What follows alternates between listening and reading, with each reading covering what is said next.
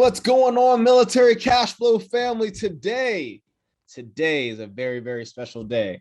This is our 100th episode. Our 100th episode, man. This is huge. I'm super, super excited. You can see some of the veins in my throat here, man. I'm super excited. And then on another note, I'm super excited because my wife found out it was our 100th episode, and she got me my favorite pie in the world, some lemon meringue pie. So right after this, I'm going to go dive into some lemon meringue pie, man. So, yeah, man, go ahead, Mike. What's up? Man, I'm excited, man. It's been a hell of a long journey, and congrats on the lemon meringue pie, man. I'm a little bit jealous. I ain't got nothing for mine, but hey, it's been a hell of a long journey. I'm super excited to share this, guys. In the past 2 years, we've accumulated over 76,000 views, over 10,000 hours of watch time, and over 3,000 subscribers, guys. That's because of you guys. So we want to first off thank you guys from the bottom of our heart. We are extremely humbled by the people that actually find value in this content, right? And you obviously know that we do this for you guys. So again, thank you so much. This is exciting. And because it's our 100th episode, we are going to do a giveaway, but you have to stick to the end to find out. Stay tuned until the end. Yeah. Just like Mike said, man, we usually provide value through our guests that we bring on so that they can share their stories, and that can help you learn on your own investing journey, regardless of what type of investing it is, right? This time is a little bit different. We're going to be sharing the military cash flow journey, like our individual journeys, right? And that's how we're going to add some value today. We're going to be sharing some of our highlights and kind of going kind of chronologically over some of the things that we've done to build this channel and some of the high points and some of the lessons learned we've had throughout that journey. So to kick it off, we started off in February of 2019 at Grant Cardone's 10X Growth Conference. Went down to Miami. Got to it was beautiful and sunny at the time. I was at Fort Drum, and it was literally I literally drove through a blizzard to go to this thing. I don't think I've ever said that, but if you look up the weather, I don't know, it's like late February sometime at Fort Drum, literally like driving through a freaking blizzard to get to the airport. The plane almost didn't take off because they almost locked it down because the snow was so bad, right? But fortunately, got down to Miami and it was completely sunny. It was like 85 degrees or something like that, just ridiculous. And had a great time, dude. And that's where I ran into the one, the only, the man himself, Mike Glaspie, and the rest of the Five Pillars team, dude. So, Mike, what do you guys say, man? Was that your first conference? That was my first. That was my so I'd been to a few like smaller conferences, right? But that was my first big conference. Like I had never seen like a lot of people at a conference like that. That would have had we not had the like little veterans pass, had we not been able to go for free, that would have been the most expensive conference that I had paid for it at the time. So yeah, man. It was the same thing for me, man. So I did a whole bunch of like the 3-day seminars and go to the hotel for the weekend thing or whatever to learn about real estate or finances. But that Grant Cardone's 10X Growth Con 2019 was the first real conference. And like Dan said, the whole Five Pillars crew was there, right? And we were small then. We just started. So it was like 5 of us and all of us were there, every single one of us, right? And we got the veteran passes. And the only reason we decided to go because it was free. It was free. But man, so many good connections were made on that weekend, right out there in Miami, and it really started my love for those conferences. But I mean, that's where we first met, and that's where you first met because you were doing the YouTube videos, but you met your first podcast guest there, which happened a little bit later on in the year. Tell us about that. Shelby Osborne. I met Shelby there. So as Mike stated, we had these little veterans passes. And at the time I was doing YouTube channels by myself. If you guys don't know, you guys can actually look up that that interview that I have with the whole Five Pillars team. I was there in my little tight shirt, you know what I mean? And I was trying to get my Miami on, you know what I mean? I want to look like everybody else. I want to look like a local, you know? So I was down there and I had my little camera on like a little long selfie stick. And I was doing interviews. I was pulling people to the side. I met Dave Parade, there. I met the whole active duty passive income team there. I met I just met so many people there, and then obviously met the 5 Pillars crew there. So we got together, we had a talk, I don't know, about 25-30 minutes or something like that, and it just got really good vibes from everybody. And then ended up calling Shelby Osborne for my very first interview, because I was like, all right, we're doing this stuff on YouTube. I'm at the time I was sharing my personal journey and what I was doing and how I was, building wealth, right? And I wanted to kind of transition a little bit into helping share other people's story, because I can learn from that, right? And I know an audience could as well. So that was the idea behind it. So I got on Shelby.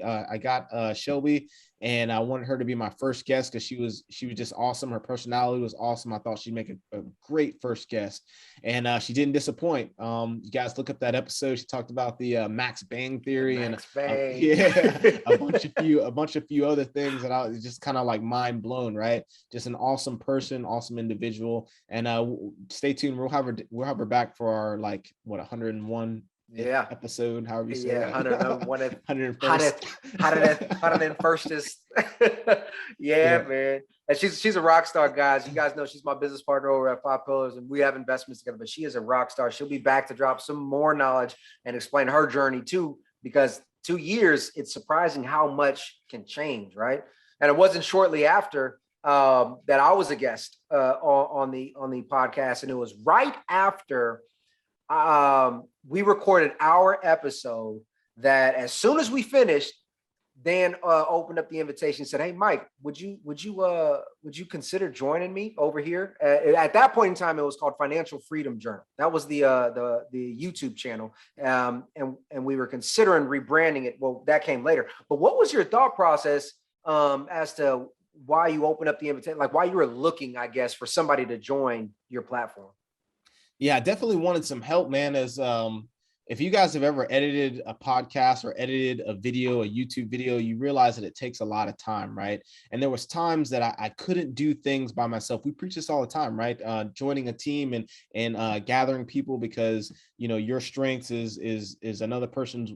Well, your strength might be another person's weakness, vice versa. And then also, if you guys are both good at one thing, you can both double down, right? It just eases a lot of the stress and stuff. And then also, there's a lot of value add for bringing another person on, especially a rock star like Mike Glaspie, right? So, I was contemplating that for a long time. Like, hey man, I got to go on something involving work. So that means I can't do this episode, or it means I can't edit, or I can't do something else.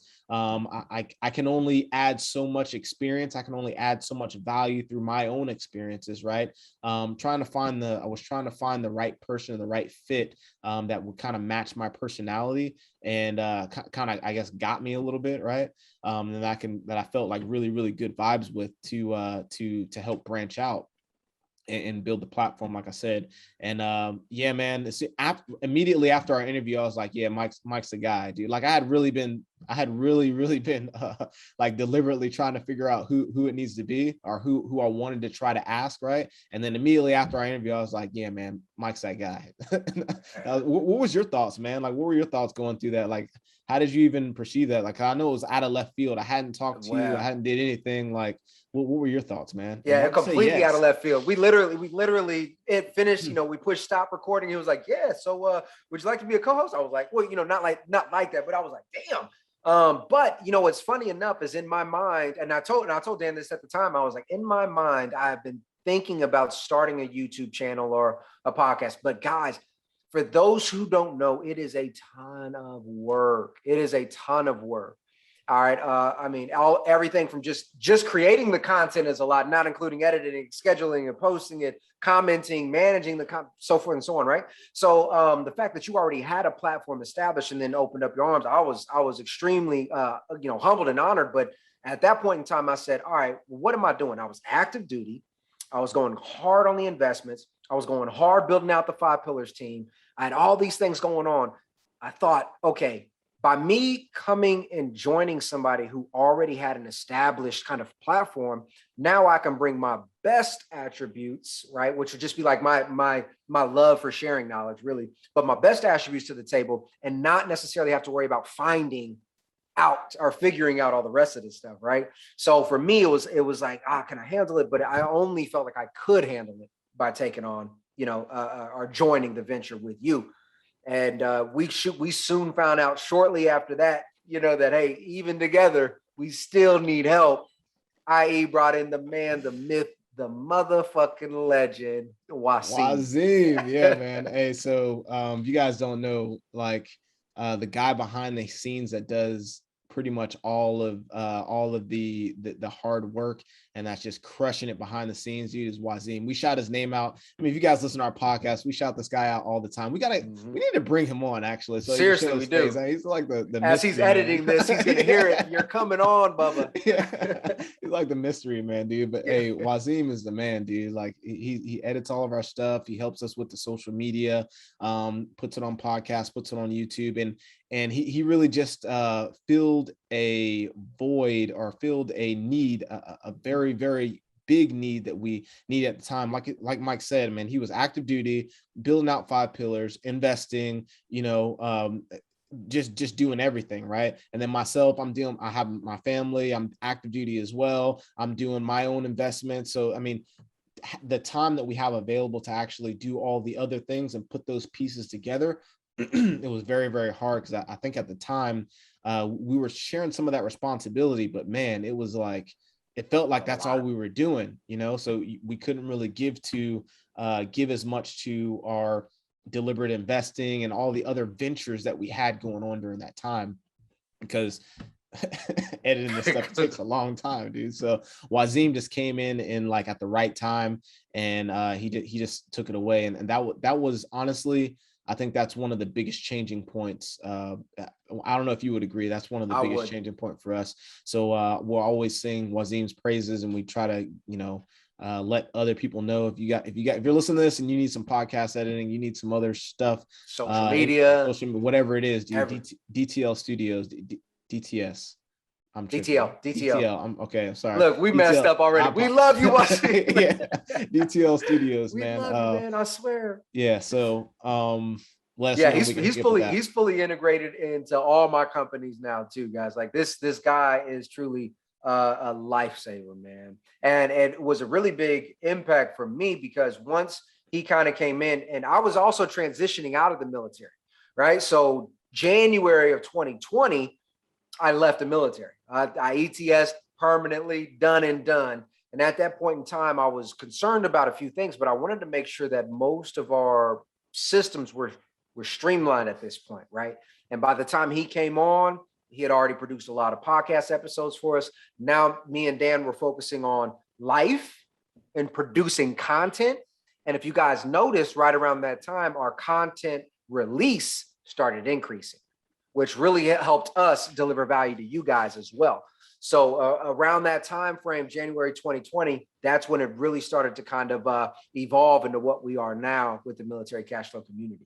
Yeah, I want to touch on that, man. Like, because the ETS process, man, that's a huge transition, dude. Like, because I think that's like one of the number one topics that at least I get asked on the side, right? People that listen to the podcast, and then they'll shoot me in the DMs or something like, all right, man, I'm about to ETS. What do you think I should be doing?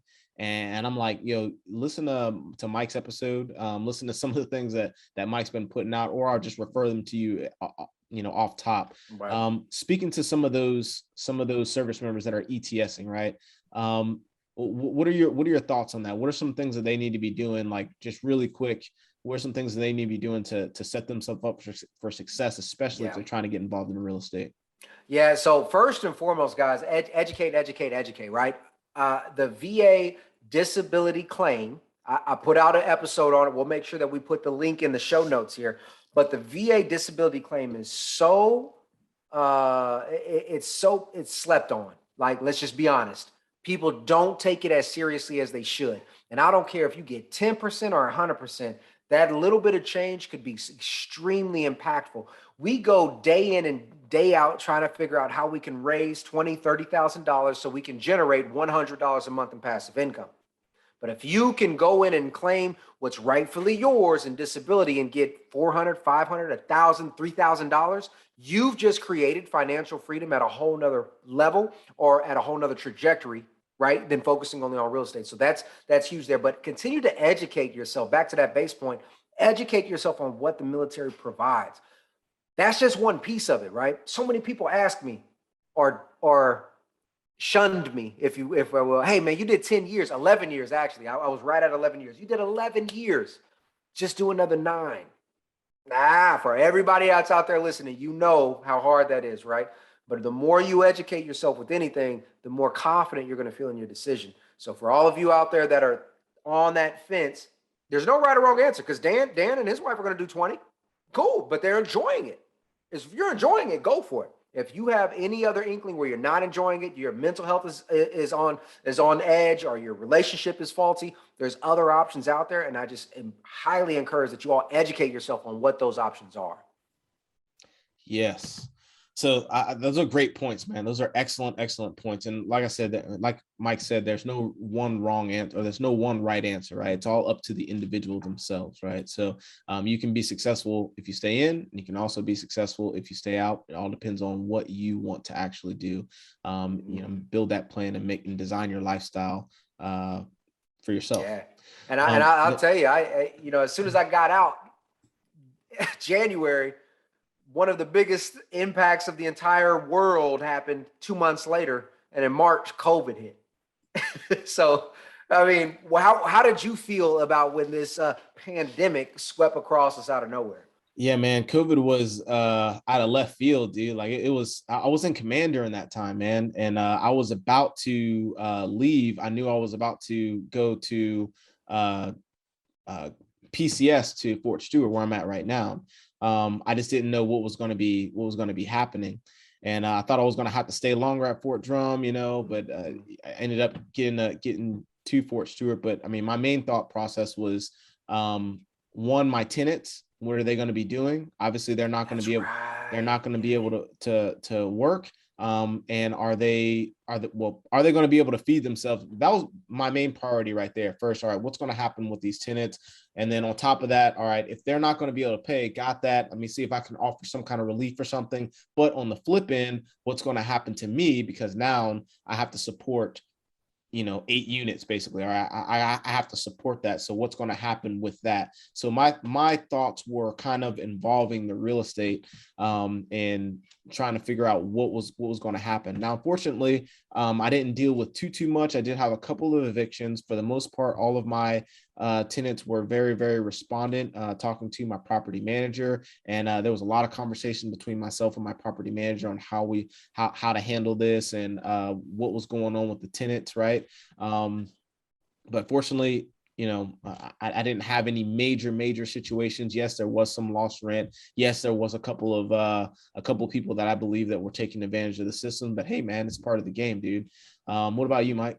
Yeah, I mean, COVID, the more you think about it, COVID was a very unique situation. And what's funny is it's still going on, but it feels almost like it's normal now, right? And to think that only in 12 months something can be so normalized, that's kind of insane, but nonetheless, everybody was in a panic. Now, for the most part, most of our audience is military, so most of us, our income was not at risk. All right, let's be fair. All right, we didn't go through some of those same challenges that a lot of other people did in the world when it comes to employment. But to Dan's point, when we're talking about our investments, we had the eviction moratorium. In the state of North Carolina, boy, that thing was a beast, but it was all over the nation.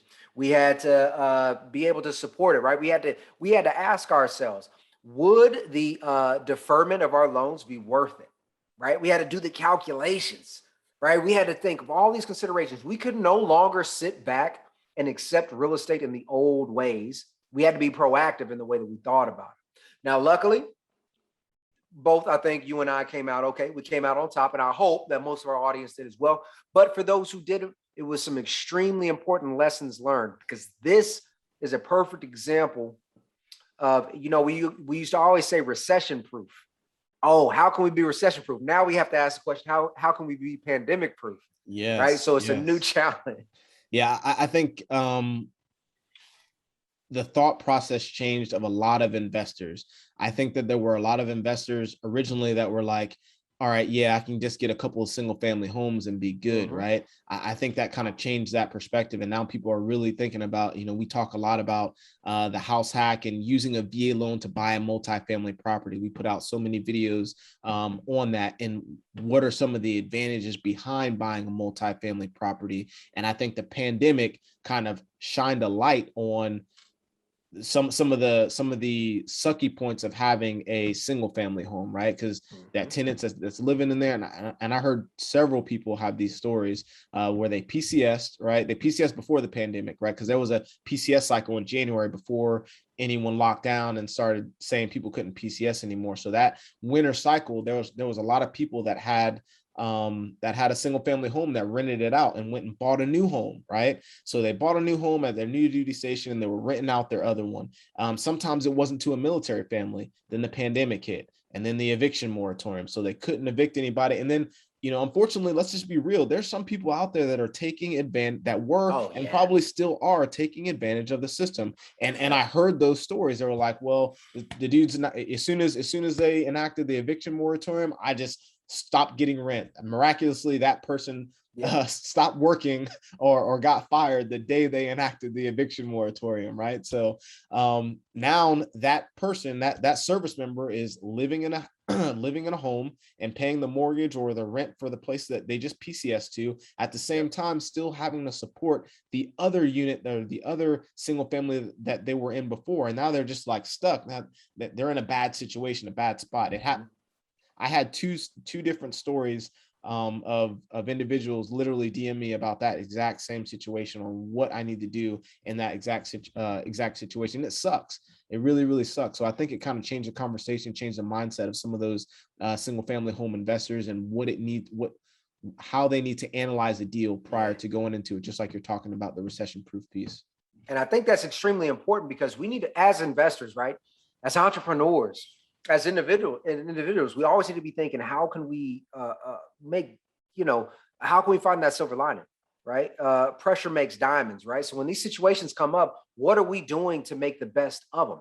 And what's crazy is as drastic and as impactful as that short time was for COVID, eviction moratoriums, people getting furloughed, losing their jobs. Guess what happened? Just shortly after, a couple months later, one of the most impressive housing markets you have ever seen when it comes to sales. Right around the time where you happened to deploy, and we had to figure out, okay, we got COVID, we got to figure out our stuff on the investment side, we got to figure out stuff on our family side. We got to figure out military cash flow, how are we going to handle this? And then boom, you're out of the country. So how did that work out for you? What was your thought process when that time came up for you? Yeah, man, that rotation to Germany and Poland, it was, I guess I knew about it like a month before actually PCSing, because they weren't originally supposed to stay there. They were supposed to go somewhere else. But because the pandemic hit, they pretty much got stuck in place and they had to stay there. And they took another rotation of where they were at instead of going to the different deployment that they were supposed to go on. Right. So they kind of got shifted. But my thought process or my main concerns were, all right, one, obviously my family, right? And I'm so fortunate that I have such a great support system. And as far as my family with my mom and then my wife's mom and dad, their side of the family, it's just awesome that we could kind of, they would basically take our kids and help with that family situation, because it was not just me that went on the rotation. It was my wife and I both together out of the country, where our two young boys were with, they shared time between my parents' house, right? And then my wife's brother and sister right? So luckily we had a great support system. And then on the flip side, we talk about the business, right? So what about Military Cashflow? And luckily, again, I have a great support system in Mike Glassby and Wazim, dude. Like, so you guys really took the reins and really did a lot, man. If you guys notice, around that same time frame, Mike started putting out a lot of individual videos because my schedule was kind of wacky. We were on 6-hour time differences, and it was a bunch of different stuff, right? So we were really back to that partnership. We never got together, right? I just wouldn't have been putting out episodes for, for like 8 months or something, So what about you, man? How did you navigate that? You're exactly right. You hit the nail on the head, guys. We preach so much the importance of partnerships and sharing the workload. That's in everything in life, right? And so Dan brought a perfect example of how family really came into play when his 9 to 5 required him to go somewhere else, right? So that's just an example. But then in business, right, me and Wasim kind of carry the load. But during that time while you were gone, we were producing content. This was also a time where I was able to close on my first hotel syndication. I was able to produce an Amazon bestseller, a lead investor, right? I see it in the back of Dan's too. Yep. Right. And I also made a move for the team where we expanded the team from Fayetteville to Charlotte. And when I moved to Charlotte, I was the only person who did it. I spearheaded that movement over here. So now imagine still operating the team, still operating Military Cashflow, trying to get these other, big projects out the way, and then trying to establish the network and the relationships in a whole new market. The whole point is I didn't do that by myself. I did none of that by myself. It was literally all through partnerships and all through teams. So it was a big, it was crazy. And during COVID too, right? Where everything is shut down, you got to wear masks and everything. So as you guys are starting to feel overwhelmed, as you guys are starting to feel like an obstacle is insurmountable or whatever the case is, just understand that there's probably somebody in your corner. There's probably somebody in your corner that you can rely on. You got to find them. You got to find them. You got to make that connection and you got to make it work. And but it wasn't too. Yeah, I want to add one piece to that, man. Because we love to connect people with people, right? Yes. Like within our network, right? And any guest that's ever been on our podcast, just so you guys know, behind the scenes, we have conversations after the episode's over. But the very last question that we ask on the episode is, how can we help you? And basically, who can we introduce you to, right? So any one of our network, any one of our guests has been on our podcast before. A lot of them have similar situations or similar synergies, or, they might match well with another person that's already been on our guest or a person within our network in general, right? So if you're listening to this and if you're going through something, you're like, man, I don't know what I need to do. It would sure be nice if I could figure out how to do my Airbnb, or it'd sure be nice if I could figure out how to do this hotel syndication, or it would sure be nice if I can figure out how to do triple net leases, right? Yep. And these things that you're going through, let us know, dude. Like, reach out to us and shoot us a DM. I would love to introduce you to. I'll write up an email. Mike will do the same thing to someone in our network that can help you, dude. Like, that's what we're here for, man. Like, we didn't just build this thing for nothing, just not to help anyone out. Yeah. Yep. So I just want to throw that out there because oftentimes, just like Mike said, man, we don't do any of this alone. None of this stuff is done alone. And oftentimes you could be in the thick of things and you're thinking, man, how the hell am I going to get through this, dude? Just hit us up, man. Hit us up and we'll introduce you to somebody. Let us know what you need, how we can help you. And then, we'll make that contact for you. But absolutely. I'll tell you, even go to the Facebook group, guys. There's a whole community of like-minded individuals who are willing to help. I mean, I get astonished every time because me and Dan talk about it. We only have so much time in the day, right? So sometimes by the time we get ready to respond, we realize 17 people have already responded. We love that. Like that's beautiful. That's the community that has been developed over time, guys. So yeah, reach out to us, reach out to the community. I mean, we're here. We're here to help you. Everybody is. Yeah, man. And then, so you moved to Charlotte, right? In October 2020, then I redeployed in December 2020. At the same time, you went and got your MBA from UNC Chapel Hill. That's it right there too. That's it right there. You see my two biggest accomplishments are right behind me. Obviously it's blurry because I got a new camera. Yay. But those are right behind me, man. Yeah, that was a fun time too. Yeah. So what was the purpose of that? Like, I mean, because you were at the point where you were already retired, you're making passive income, you're crushing it in the real estate space, right? Inquiring minds want to know, why do you need to get an MBA at that point? Yeah. So a lot of people have asked me this, and some people may like my answer, some people may not, but I'm gonna be honest with you. It was a bit of a pride thing. And let me explain that a little bit deeper. So all my life, all right, let's just be honest. Let's be real here. Being a black man growing up, my dad always told me that life is not always going to be equal. You can be in the same situation with other people, so you may not be looked at the same. All right, let's be honest. I'm still here. Don't worry about that. So in addition to that, I know that when I was younger, I got a lot of tattoos, and I'm proud of my tattoos. I got no issue with that. But now you see a bald man, bearded, tattoos, a little rough around the edges. I cuss a lot. People might discount me for my actual knowledge of what I'm capable of. So something that my dad taught me and something that I embody is that I'm going to make sure that I'm never discounted ever in life. So not only am I going to walk the walk, I'm going to talk the talk.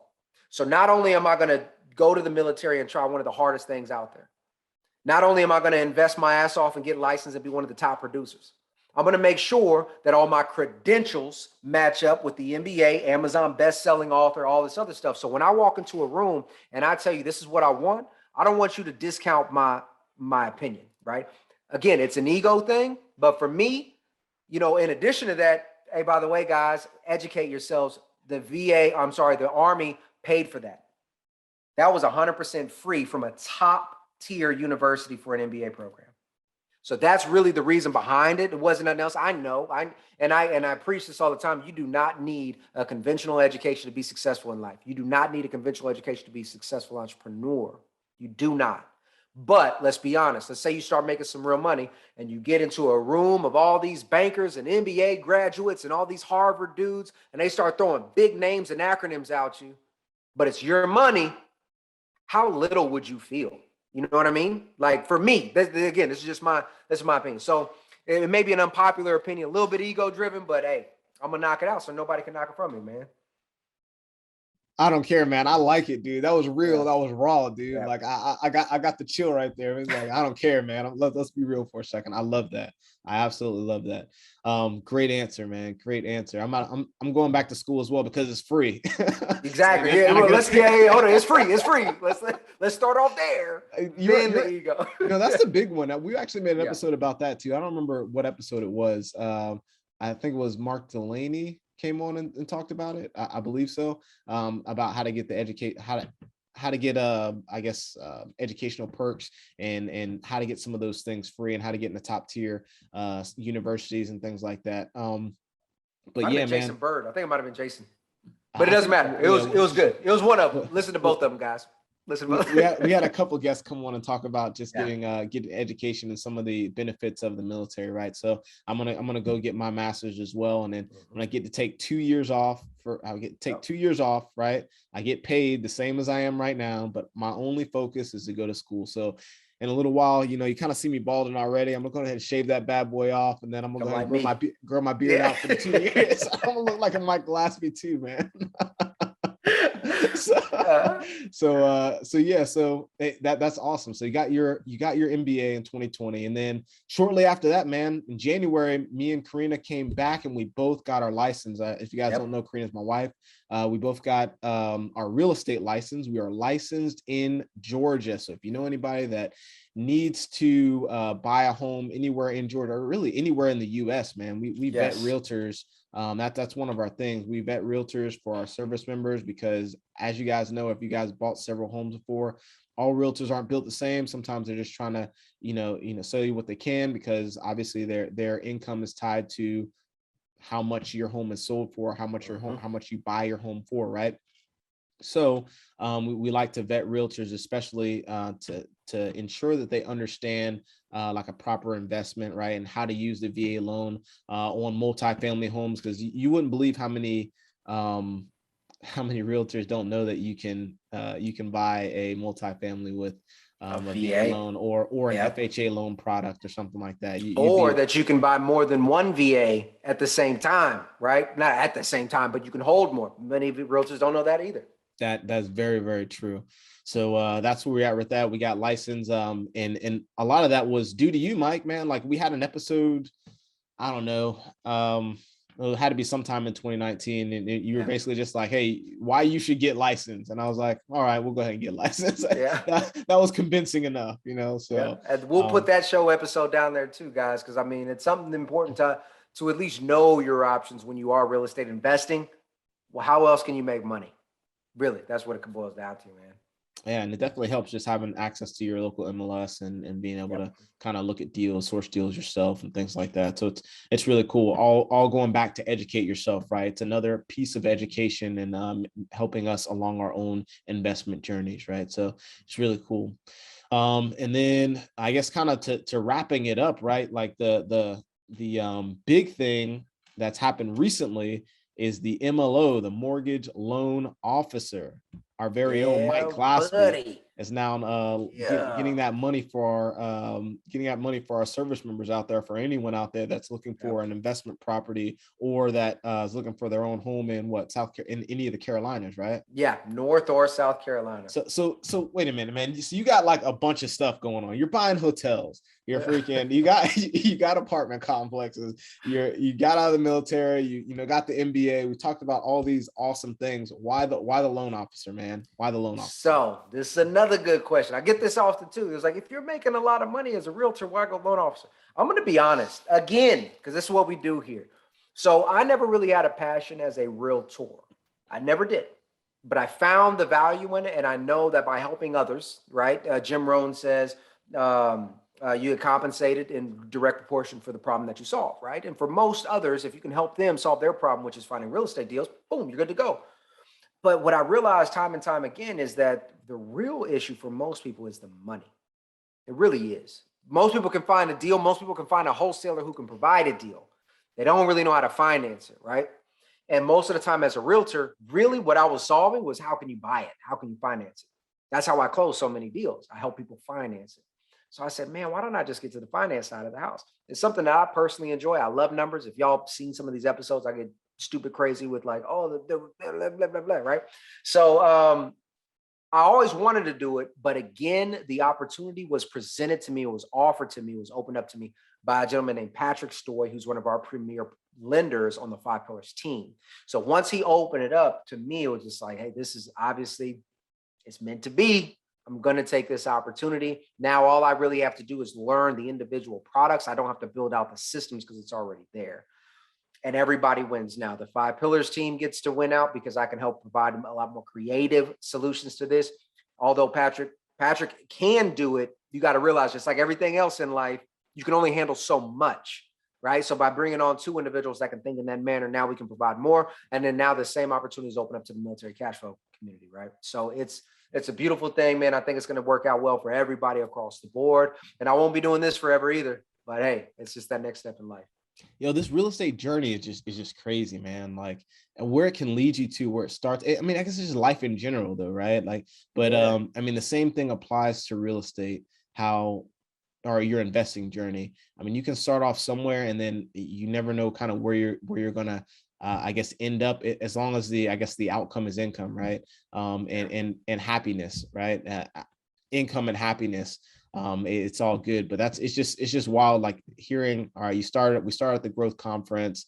We kind of fast forward, somehow opportunity presented itself. Now we're military cash flow together. We're doing all these things. All right, license. All right, we got other investments. You got hotel syndications, and now the loan officers. Like, I don't know, man. And then just getting being able to interview all these awesome guests, especially like the people that we've been able to impact through this platform. I mean, 2 episodes ago, we just had the Mua family who bought their first duplex and like, didn't have the greatest credit. They got, E3, like now he's living rent, basically damn near rent free, and still and still able to cash or keep all his BH. I mean, I don't know. I don't know if you ever sit and like really just think about that, dude. Like, and that's only military cash flow for me, right? But you got military cash flow, and you got the loan officer side, and you got 5 pillars, right? Like, I know you've got to be sitting back, like eating a lot of just, I guess, humble pie. Like, you're just like, oh man, it's kind of brings you down to earth, right? It's like, damn, dude, like just look at this web that we're involved in, that we have a piece in, like, I don't know. I feel like that's what, in my opinion, that's what life is about. You know what I mean? So too many times especially when we don't have nothing, we're super focused on ourselves. Like, believe me, we were there. We don't have nothing. We're focused on ourselves. But they always say when you get more money, you just do more of what you're naturally inclined to do. But if people aren't trying to give trying to build up everybody around them, then what's the whole point of it? You know what I mean? Like, what's the whole point of it all? And that's why I'm so grateful for everything, this entire community here who, I mean, guys, the proof is in the pudding. I think that's how I said, right? But 78,000 views. Are you serious? Never in my wildest dreams did I think that we'll be able to build something like this, right? The community. And then again, it's not us, it's you guys. It's everybody who's watching, who's sharing the content, who's pushing the like button, who's subscribing, right? It's to Wasim, who's doing all the work, right? To get these things out there. So it is extremely, extremely humbling. And I'm extremely grateful for everybody who's actually taking value out of this content and whose lives it's actually impacting. And so every time you guys give us a story, man, we love it. We love when you guys share your successes, share your stories, anything that we can do to help. That's what we're here for. Definitely, man. Hey, so let's wrap this thing up, man. What's the giveaway about? Because I know we talked about it, but I'm not gonna lie. I know the pieces of it. The 100th episode. What are we doing for this thing? Man? All right, guys. So for the giveaway, what we're doing is we're giving away both of our real estate courses for free. That's crazy amount of value, guys. But in order to do it, what you have to do is you have to go ahead and like and subscribe. You got to be a subscriber, but you have to share our content. You have to tag Military Cashflow, and you have to use the hashtag 100th episode. And it'll be in the show notes. So don't worry. You don't have to memorize it, but you have to tag at Military Cashflow and hashtag 100th episode. See, I don't mess it up. I can't even speak. But that's how you can get both of those real estate courses for free. Yo, man. And we've had, I think we've had like well over 50 people and sign up for both of our courses, probably closer to 100 or something like that. And I mean, we haven't had them for that long, but we've had some success through it. Like I said, we just had the Mua family on. I think a couple episodes before that, we had Staff Sergeant Wong on, who took the course as well. And there's a few other people. I've been trying to get some other people on the course that's gotten success, but they're a little YouTube shy. They don't really want to get on or anything like that. But we've had some success with these people taking our courses. So if you are trying to figure out how to buy, how to finance, how to find, how to analyze the deal, if you want all the great things as far as like dealing with contractors, all the forms, all the things, I mean, you need to get this course. And then on top of that, we're giving the book away too, right? That has all of Mike's story. It goes through his wholesaling failure. I'm surprised at how popular that story has become. Well, it's everybody tells the successes. Everybody always tells the successes, but it's the failures that matter, because that's what makes a success, right? We need those fail your way to success, right? That's kind of one of those things that people say, fail your way to success. But you learn about Mike's whole story in that book, and it's awesome. It really is. It's a quick read, and it's great. It has everything you're going to need. And on top of that, you supplement that with a course, and you can be your own rock star, dude. And then on top of that, obviously, if you're in the course, you're going to have our information to be able to access us and schedule phone calls with us and stuff like that. So definitely take advantage of this opportunity, take advantage of this giveaway. Hashtag 100th episode at Military Cashflow. Make sure you tag it, share it, all that stuff. And yeah, man. You got anything else, Mike? No, that's it, guys. Again, we appreciate you. Go out there and do great things. Yes. Hey, 100th episode, baby. 100th episode. If you like what you're hearing, make sure you watch this make sure you hit the like, hit the subscribe, comment down below if you need to. If you're listening to this on podcast, do us a favor, share this with a friend, man. We're all about helping other service members out, helping, share their stories. And also, if you know any other service member that's involved in real estate, right, that you think they have an interesting story, tell them to hit us up, man. We would love to bring them on the show and share their story. So please do those things, and we'll be happy campers. We're already happy campers because it's the 100th episode. I'm about to go eat my lemon meringue pie. And with that said, man, this is Dan Wynn and Mike Glassby signing off.